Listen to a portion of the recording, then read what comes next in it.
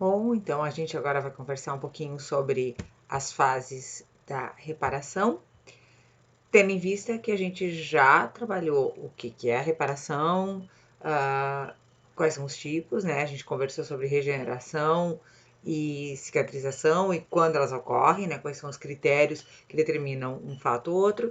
E a gente vai então agora conversar um pouquinho sobre como ocorre de fato, como é o mecanismo, quais são as etapas da reparação. Sempre a gente vai optar por dar ênfase para a cicatrização, já que esse é um processo um pouco mais complexo, porque envolve então a proliferação do tecido conjuntivo e eventos assim como esse que a gente vai ver agora durante o processo. Mas essas etapas, elas também vão ocorrer, talvez de uma forma mais sutil, não tão perceptível, mas elas também vão ocorrer quando a gente está falando da regeneração, tá bom? Bom, até algum tempo atrás, se entendia que as fases da cicatrização eram a inflamatória, a proliferativa e de maturação. Mais recentemente, tá, se entendeu a necessidade de incluir também a hemostasia como uma das fases da reparação ou da cicatrização. Alguns autores colocam fase de hemostasia e inflamatória. Tá? Eu acho isso extremamente apropriado para que a gente consiga construir a compreensão de que a reparação ela é um evento imprescindível e necessário e decorre de todas as lesões que a gente observa. Tá? A gente já falou em outros momentos que às vezes se tem uma ideia de que a reparação ela segue principalmente o processo inflamatório, mas não. Na verdade, a inflamação também é uma das etapas dela. Tá? Então, independente da lesão que tenha ocorrido, ter sido uma necrose, ou essa lesão pode ter sido uma infecção bacteriana, viral, né, um tecido destruído pela presença de algum desses agentes ou pela inflamação que sucede à presença de algum desses agentes, tá? Independente de qual tenha sido o evento, invariavelmente vai ter algum dano vascular e uma coagulação que segue a esse dano vascular. Lembra que quando se instala um processo de coagulação, dentro desse processo são liberados fatores, dentro desses fatores de coagulação existem elementos pró-inflamatórios. Então, quando a gente falou dos mediadores químicos da inflamação, a gente viu elementos da coagulação compondo ou instigando o processo inflamatório, tá? Então, daí vem, com isso a gente completa a compreensão de que sim, a hemostasia, embora ela ocorra como evento primitivo, ou o primeiro, não primitivo, mas um dos primeiros eventos e que compõe inclusive o processo de lesão, ela já é um componente importante do processo de cicatrização, tá bom?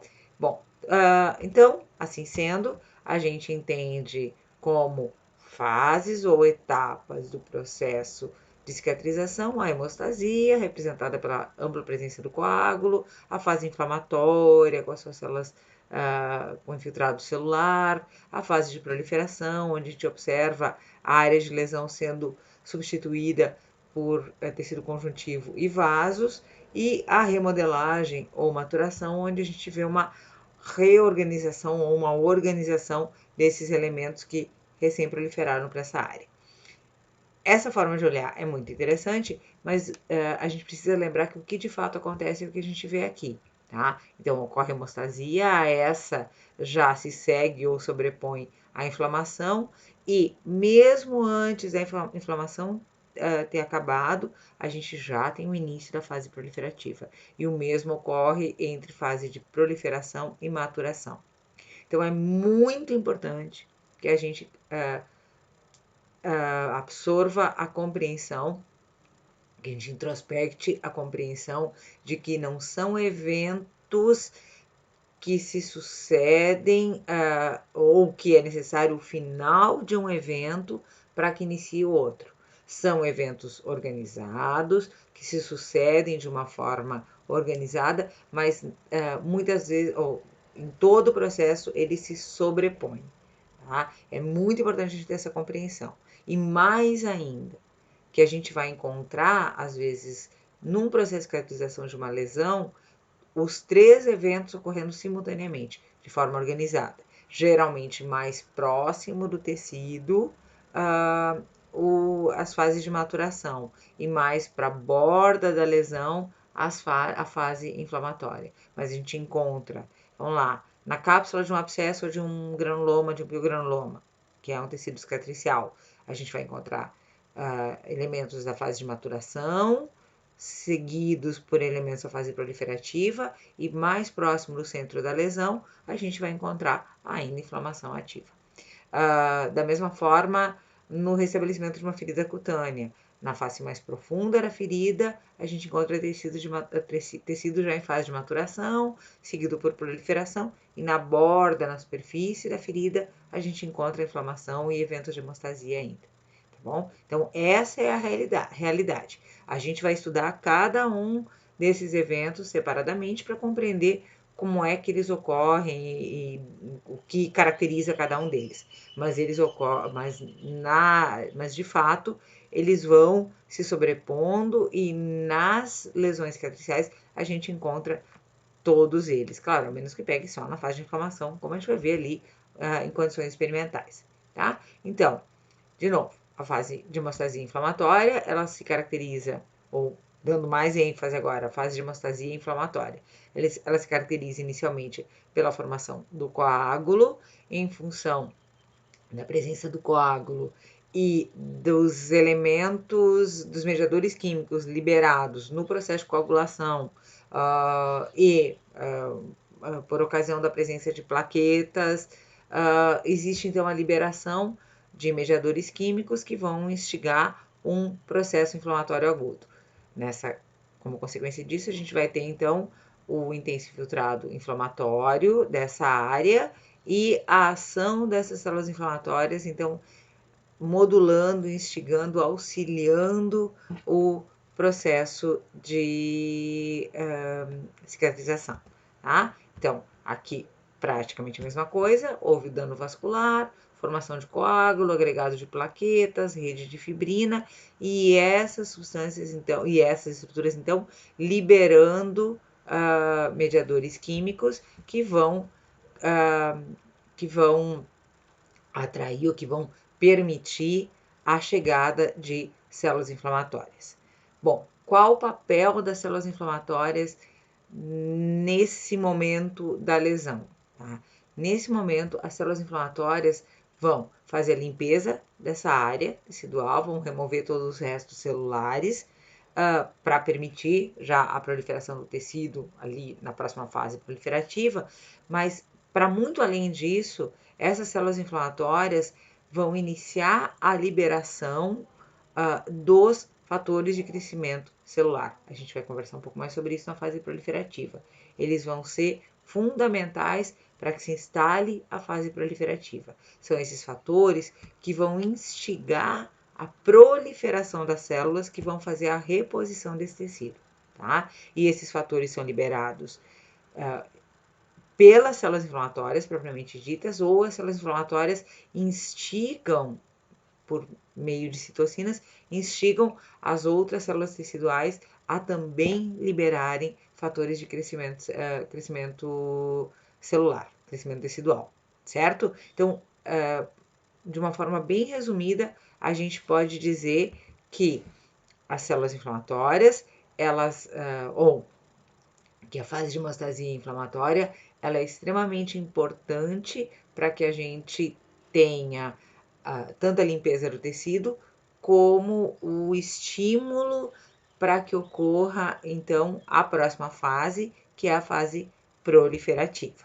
Tá? Então, aqui só mais uma representação disso, né? As células inflamatórias permeando a área de lesão, juntamente com o que seria a rede de fibrina. E olha aqui, ó, as células inflamatórias já fazendo a liberação dos fatores de crescimento celular. Quem são as células inflamatórias? Bom, como a gente viu na inflamação aguda, inicialmente neutrófilos, mas também aqui extremamente importantes nesse processo, os macrófagos, que, como a gente também já viu em outros encontros, os macrófagos são moduladores importantes dos diferentes processos, seja desde a instalação do processo inflamatório, a condução dele para alguma das formas de inflamação crônica, né, seja a granulomatosa ou então a supuração, e ainda são eles já, a gente já observa eles aqui como importantes estruturas, como importantes elementos que vão liberar os fatores de crescimento celular, que vão permitir então que a gente saia da fase inflamatória e passe para a fase proliferativa. Aqui uma representação ou uma ilustração de um trabalho experimental feito entre Sovet e Klimpet, que estudava realmente inflamação, e a gente vê aqui então o amplo coágulo com restos teciduais, isso que foi secundário a uma lesão incisa feita com bisturi na pele de ratos, era um estudo experimental de cicatrização, tá? Então, os restos teciduais, restos celulares e já elementos inflamatórios, tá? A inflamação se instalando nessa ferida. Aqui, então, os restos teciduais e já um grande, um intenso infiltrado inflamatório, vasos bem engurgitados, mostrando, então, essa primeira etapa, né? Isso quer assim, primeiros dias, isso foi colhido justamente para poder mostrar cada uma das fases da inflamação. Então, primeiros dias do evento pós-traumático, tá? Mostrando, então, exatamente a fase de hemostasia e inflamatória. E aí, como a gente falou, né, a partir do estabelecimento dessa fase inflamatória, com as células fazendo a liberação dos fatores de crescimento celular, a gente pode iniciar a fase proliferativa. A fase proliferativa se caracteriza essencialmente por fibroplasia e angiogênese. Que significa isso? Significa proliferação de tecido conjuntivo e proliferação vascular, tá? Ambos os eventos, eles vão ser mediados, eles vão ser instigados pelos fatores de crescimento tecidual ou fator de crescimento celular que vão ser liberados pelas células inflamatórias e ou por células teciduais, que também são lesadas ou que são estimuladas por células inflamatórias. E aí tem uma lista imensa, eu não vou dizer que é infinita porque não é, mas é uma lista muito grande de produtos, substâncias que podem ser considerados fatores de crescimento. De um modo geral, os fatores de crescimento clássicos, eles vão ter no nome deles o termo fator de crescimento ou a sigla GF, né, que é Growth Factor, fator de crescimento. Então, fator de crescimento fibroblástico, fator de crescimento epitelial, fator de crescimento derivado de plaquetas, fator de crescimento do endotélio vascular, fator de crescimento neural, fator de crescimento similar à insulina, insulin-like growth factor, insulin-like growth factor. Aí outros que não levam GF no nome, mas que também são substâncias que depois se descobriu que atuam como fatores de crescimento, como, por exemplo, o fator de necrose tumoral alfa e o beta, tá? Esses aqui são substâncias extremamente importantes dentro do quadro ou como mediadores químicos inflamatórios, tá? A interleucina 1 e diferentes interleucinas, o interferon beta, tá? E assim como dúzias ou centenas de substâncias. Só para vocês terem uma ideia, tá? Eu vou, de todas essas figuras que eu estou colocando aqui, vão ter os artigos lá no nosso aula para vocês poderem buscar essas fontes e buscar material adicional a partir delas também, tá? Então aqui, só para vocês terem uma ideia de um dano tecidual, fatores de crescimento liberados por queratinócitos e fatores de crescimento liberados por fibroblastos, tá? Então, os próprios queratinócitos da pele já liberam fatores de crescimento. Então, numa pele lesada, a própria epiderme vai liberar fatores de crescimento. E olha a diversidade de fatores. Tá? Da mesma forma que os fibroblastos teciduais também vão liberar fatores de crescimento. Sem contar os fatores de crescimento liberados, como a gente já falou, pelos macrófagos e pelos neutrófilos ali presentes. E que, muitas vezes, esses aqui, as células teciduais, são instigadas pelas células inflamatórias para liberar os fatores de crescimento, tá? Então, aqui, por exemplo, interleucina beta estimula células epiteliais, ou modifica o microambiente das células endoteliais, músculo liso, macrófagos e monócitos, tá? Esses fatores de crescimento, eles também são muito envolvidos no desenvolvimento do câncer. A gente já vão deixando isso meio sedimentado, porque a gente vai voltar a falar deles quando a gente for falar de neoplasmas, tá? Então, eles são extremamente importantes. Aqui só um exemplo, isso aqui é de uma propaganda da Merck sobre fatores de crescimento para cultivo celular, só da família dos fibroblastos. Eles juntaram pelo menos 22 fatores de crescimento, tá? Alguns para utilização in vitro, mas baseados também em fatores de crescimento vistos em vivo, nas diferentes espécies, óbvio. Bom, aí só para ter ideia, né, o que um fibroblasto pode fazer das diferentes interações, né, como a gente já falou, as interações com moduladores de matriz, liberação de substâncias vasoativas, liberação de mediadores inflamatórios e também liberação de fatores de crescimento.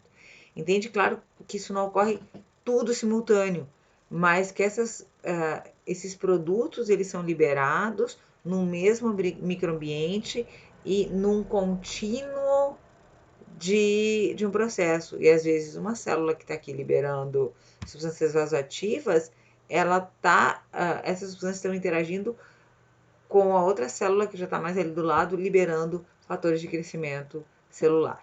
Tá? Então isso é muito interessante na compreensão de que esses processos se sobrepõem e se sucedem, e se sobrepõem. Eu não sei muito bem a ordem de falar isso, porque tá tudo junto e misturado. Bom, a gente já viu então que existe a liberação de fatores de crescimento e que eles vão instigar a proliferação de fibroblastos. Não só a proliferação dos fibroblastos, mas vão instigar também que esses fibroblastos produzam colágeno.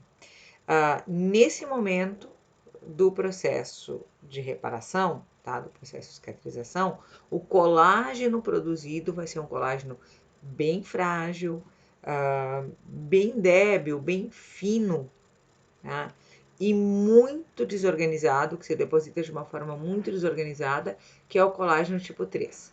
Tá? Ele é um colágeno que pode ser produzido rapidamente por essa população recém-nascida de fibroblastos e que então serve para fazer uma espécie de tamponamento mínimo daquela área. Tá? Tamponamento no sentido de reposição tecidual mínima daquela área. Tá? Enquanto isso, vamos supor que o nosso modelo, vamos supor aqui que a nossa lesão aconteceu numa superfície epitelial, numa superfície cutânea ou na superfície mucosa e que a gente tem um revestimento de epitélio dessa superfície. Tá? Nesse momento também já existe o estímulo para a proliferação epitelial e também existe o estímulo para a proliferação vascular. Claro que aqui, nesse slide, a gente está dando atenção para a fibroplasia. Então, durante o processo de fibroplasia, a gente vê um aumento da densidade de fibroblastos jovens, que são esses fibroblastos com núcleos maiores, núcleos mais cheios, mais vesiculosos e que nos dão realmente a impressão, nos mostram, não nos dão a impressão, nos mostram que são células em intenso ou com intenso potencial proliferativo. E a gente já vê, então, a produção desses filamentos bem finos e bem frágeis de colágeno, no caso dessa etapa, colágeno tipo 3. Acompanhando a fibroplasia, a gente vai ver a neovascularização ou angiogênese. Alguns autores falam neoangiogênese, eu particularmente acho isso uma redundância, tá? Porque a gente está falando de gênese de vasos novos, né? Então, eu acho que angiogênese já está de bom tamanho, a gente está falando de proliferação de vasos, ou então assim, vascularização nova, né? Então, neovascularização. Tá? Então, a partir de vasos sanguíneos pré-existentes ou residuais, né, existentes naquele tecido, vasos sanguíneos íntegros que existem naquele tecido, começam a brotar novos vasos. Tá? Por que brotam novos vasos? Porque existe a ação dos fatores de crescimento tecidual sobre esses vasos. Então, as células endoteliais são instigadas a proliferar e a reconstruir ou a construir esses vasos. Esse é um processo muito interessante e lembrando que, inicialmente, esses vasos construídos são vasos bem finos, ou seja, são capilares, e que, como eles são muito novos, eles ainda não têm junções muito densas entre essas células endoteliais. Então, são vasos muito permeáveis. Então, a gente vê formado a partir dos vasos remanescentes no tecido, a gente vê se formando uma ampla rede capilar. Tá? Então, angiogênese. Aqui, a representação disso, tá? Estão vendo que a gente ainda tem células inflamatórias aqui, especialmente macrófagos, que estão instigando a proliferação desses capilares, tá? Então, aqui, capilares recém-brotando, fazendo as suas imbricações, e aqui já se integrando. Vocês percebam que esses capilares vão se fundindo, vão fazendo redes capilares para justamente conseguir repor aquele tecido. E junto com a proliferação dos capilares, ou essa proliferação dos capilares, é acompanhada pela proliferação dos fibroblastos. Então, lembra que na fase proliferativa a gente tem fibroplasia e neovascularização ou angiogênese, tá? Então, a gente tem, fibroplasia e angiogênese. Os fibroblastos novinhos, né, bem arredondados, não tão alongados, núcleos vesiculosos, e aqui um vasinho neoformado. Células endoteliais muito exuberantes também, né, bem novinhas, recém-formadas, elas não adquiriram, não maturaram ainda, ficando mais delgadas, como é típico de uma célula endotelial, e aqui esses vasos, e lembra que são vasos muito permeáveis, tá? Então, é característico da fase proliferativa essa alta densidade vascular e alta densidade celular, no caso, fibroblastos. A gente já vê uma diminuição ou uma rarefação de células inflamatórias. Elas vão existir ainda, elas ainda precisam estar presentes nesse momento, mas a gente já vê uma quantidade bem menor delas. As células que a gente vai ver em maior exuberância nesse momento são os fibroblastos. E também as células endoteliais já constituindo vasos que normalmente vão estar bem permeados de sangue nessa fase. Quando a gente tem esse quadro instalado, tá? Então a gente está em franca fase proliferativa, lembra que tem uma sobreposição, mas agora a gente está ali no meio, a gente está em franca fase proliferativa. A gente vai ter instalado, a gente vai ter presente naquela lesão o tecido de granulação. Tá? Então, a presença desse padrão de tecido, que é exatamente isso aqui, caracteriza a fase proliferativa. Tá? Então, o que é o tecido de granulação? É esse tecido com a superfície vegetativa, bem irregular, bem rugosa, tá? Bem avermelhada, porque lembra, a gente tem aqui uma quantidade muito grande de vasos sanguíneos e tem um tecido conjuntivo muito frágil, muito débil. Então a gente vê realmente é um tecido muito frágil e muitas vezes é exudativo. Olha como ele tá, ele brilha, ele é um tecido úmido. Por quê? Porque a gente tem muito edema aqui também, tá? A gente tem extravasamento de plasma, de líquido, de material vascular no interior dos vasos, por quê? Porque esses vasos, eles são muito frágeis ainda, tá? Claro, aqui ainda tem alguma quantidade de exudato sobrepondo essa lesão, mas especialmente percebe bem nessas áreas aqui, como a gente vê o tecido de granulação, tá? Aqui já num paciente, num animal, aqui na borda a gente já tem algum grau de reepitelização e presença de tecido de granulação, tanto na borda, já um pouquinho mais maduro, como né, sobre a superfície mais aberta. E aqui, provavelmente, no centro da lesão, e na parte mais profunda da lesão, a gente ainda vai encontrar tecido ou franca fase inflamatória. Tá? Aqui, então, a representação também naquele trabalho experimental, a gente já observa, olha aqui, ó, uma quantidade bem maior de vasos sanguíneos. Como eu falei, bem na superfície, a gente ainda encontra fase inflamatória. Tá? Então, células, a crosta, né, que a gente chama crosta da lesão, que é constituída, então, por células restos celulares, um intenso hidrólise inflamatório, mas aqui uma grande quantidade de capilares, tá? E já alguns arcos, alguns vasos um pouco maiores, formando arcos, e são esses vasos um pouco maiores que fazem aquela integração que unem os capilares. E aqui, de uma forma muito interessante, a gente já começa a ver a epitelização. Olha aqui, ó, debaixo da crosta, sob a crosta, a gente já vê epitelização, tá? Isso aqui é aquele momento do conselho de mãe, né? Não arranca a casca da ferida. Por quê?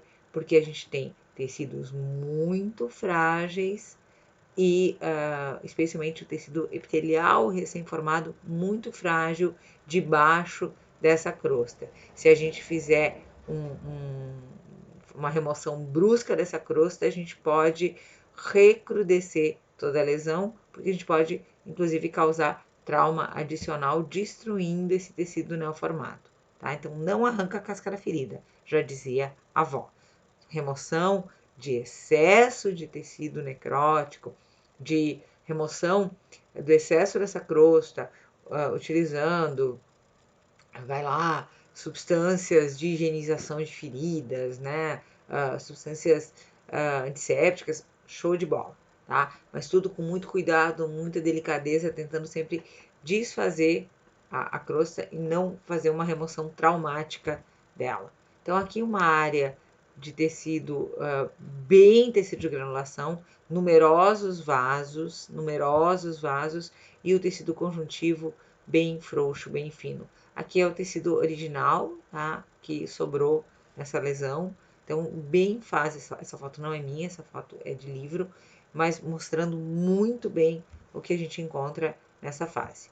Mais tecido de granulação, então os vasos aqui, ó, a gente já tem vasos de um calibre um pouco maior. Lembra, eu falei daqueles arcos vasculares que vão fazendo a integração dos capilares menores. Então, a gente sempre vê da parte mais profunda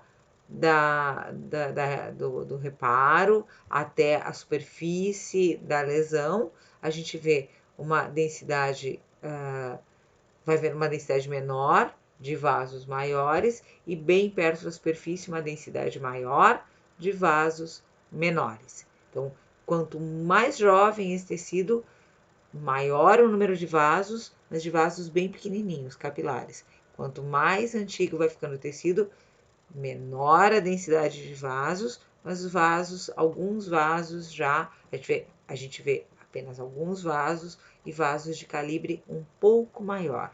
E vai diminuindo também o edema, porque esses vasos de calibre maior vão ser vasos mais maduros, melhor conformados e não com menos fragilidade ou menos ou com células endoteliais já mais unidas, com maior adesão entre si, que não permite tanto a fuga dos líquidos. Tá? Então aqui só mostrando realmente os vasos com a parede bem delicada, aqui já são um pouquinho mais maduras, ó, aqui células endoteliais bem mais maduras e aqui numas mais entumecidas, né, células endoteliais mais jovens.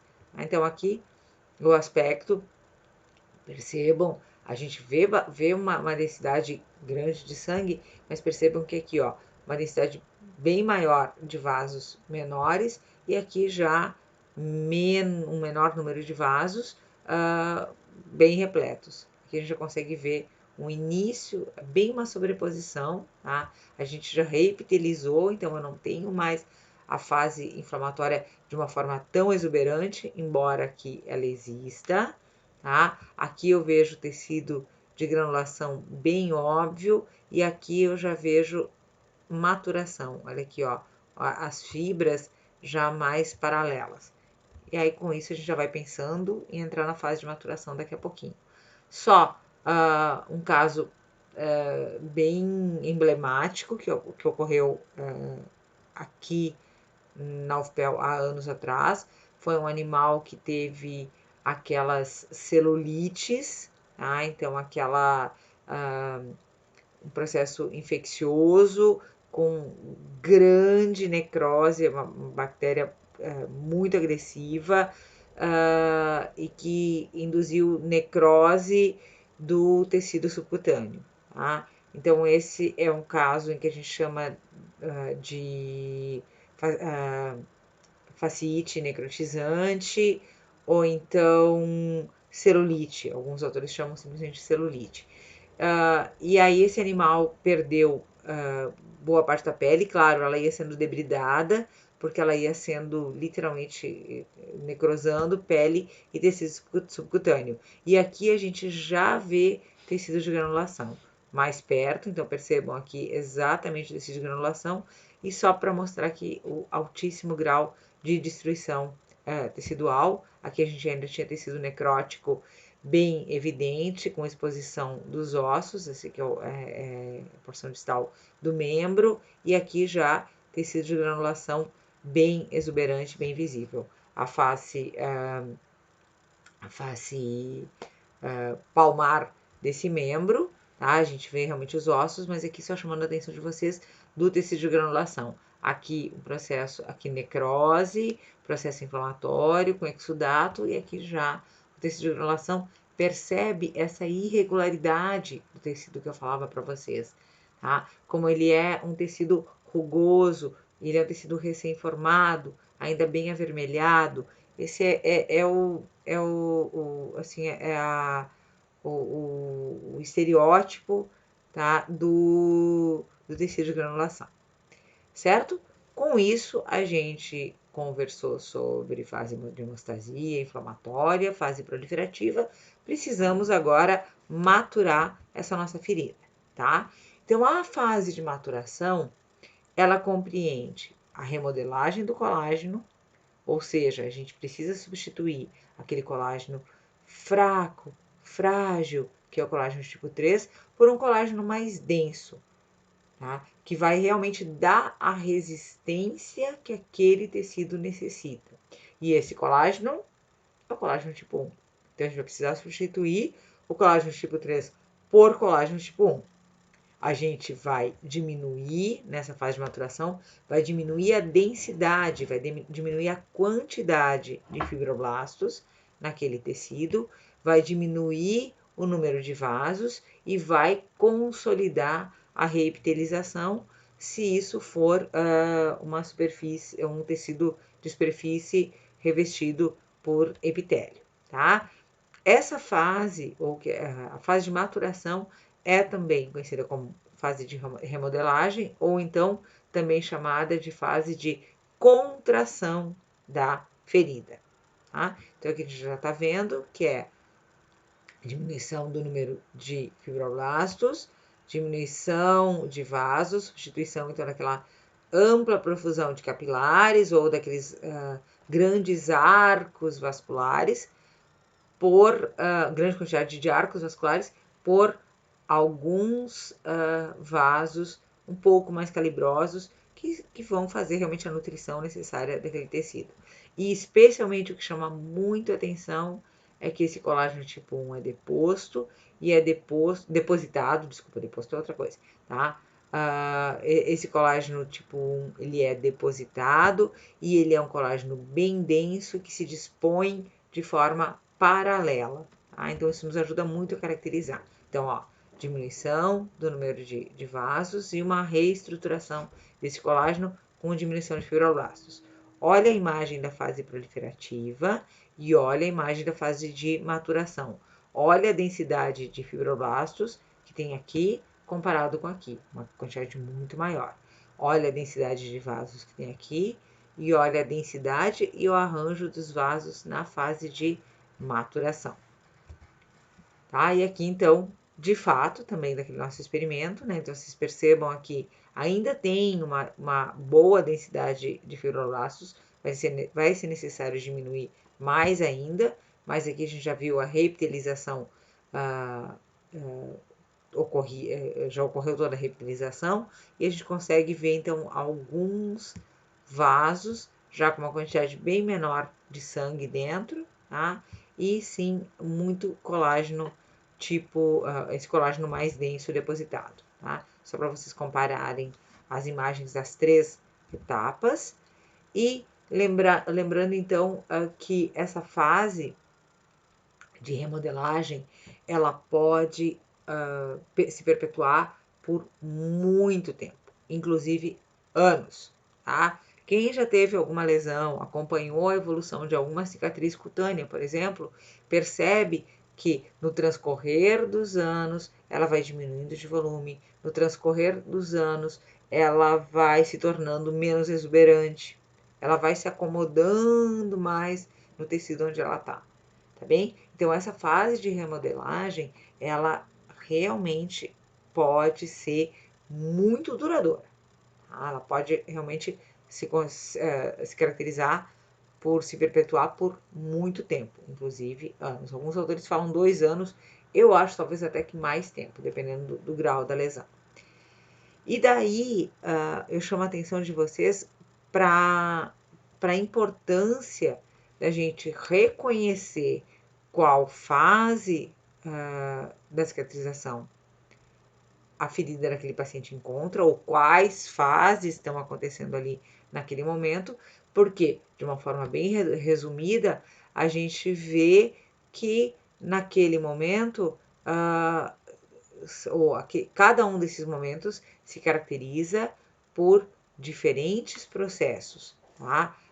Diferentes eventos vasculares, celulares, diferentes eventos teciduais. E como são diferentes eventos teciduais, como a gente vê aqui, né? Por exemplo, na fase de remodelagem, essencialmente síntese de colágeno, diminuição da formação da cicatriz, a gente vai precisar, talvez, intervir de forma diferente. Se a gente quer auxiliar aquele processo cicatricial, a gente vai precisar fazer interferências de diferentes formas, tá? Então, aqui na fase inflamatória, a gente vai tratar isso como inflamação. Quando a gente está na fase proliferativa, a gente vai precisar, inclusive, modular essa proliferação para que ela não ultrapasse o desejado, para que a gente não entre lá num dos eventos indesejados da inflamação, da cicatrização, que é a formação do queloide ou a formação do tecido de granulação exuberante, tá? E na remodelagem, a gente também vai tentar trabalhar para que aquela remodelagem ocorra da forma mais rápida e mais organizada possível, tentando trazer a maior uniformidade para aquele tecido, tá? Então, relembrando, né, esses processos, cada uma dessas fases constitui processos que se sobrepõem, tá? E só para a gente frisar uma coisa extremamente importante. Quando eu falei bastante na remodelagem, tá? Eu falei em substituição do colágeno tipo 3 por colágeno tipo 1. Como é que a gente vai substituir colágeno? E além disso, não só substituição do colágeno, mas também diminuição da densidade vascular. Como é que a gente vai reconstruir esses tecidos? Né? A gente precisa mudar o perfil do tecido conjuntivo e precisa mudar o perfil de vaso.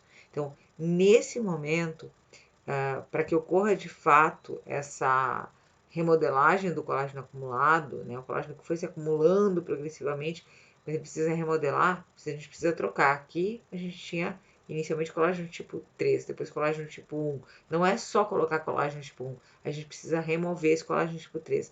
Quem faz isso são os macrófagos, tá? Então, muitas vezes, nesse momento de sobreposição aqui, a gente tem uma nova onda de infiltrado macrofágico, tá? E esses macrófagos vão liberar colagenases que vão destruir aquele colágeno tipo 3.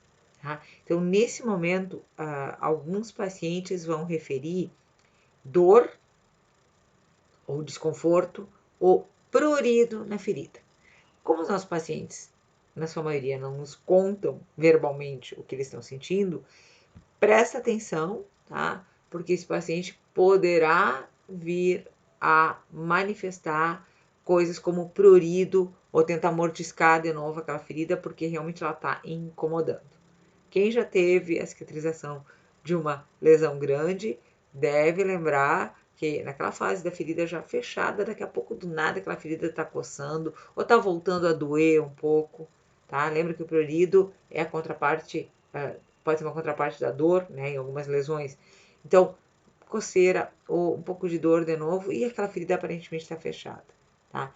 Esse é o momento em que a gente está iniciando o processo de remodelagem, onde a gente vai ter um novo infiltrado inflamatório, geralmente de macrófagos, que vão fazer a destruição daquela grande quantidade de colágeno tipo 3, e vão também liberar fatores solúveis para que os fibroblastos sejam instigados a produzir colágeno tipo 1.